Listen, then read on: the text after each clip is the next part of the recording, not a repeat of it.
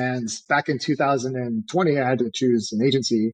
And I ended up choosing one called AdKings, who are really, really great, really young, hungry guys who helped to scale the business. And then currently Weekend Digital, who I'm a partner in. And this is kind of the thought process that I went to.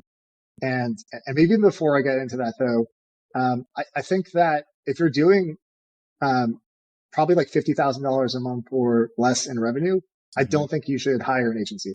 I Okay. think you should spend some time. I think you should learn one platform, and that platform should be Facebook. And you need to be moderately good at it because Facebook is 80% of most D2C brands' revenue.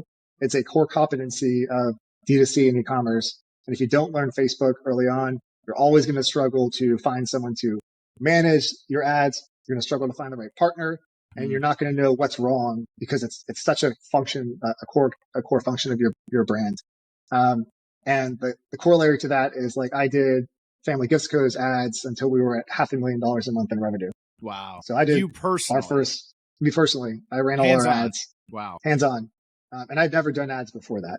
Right. So it's not incredibly difficult. Figured it out. Right.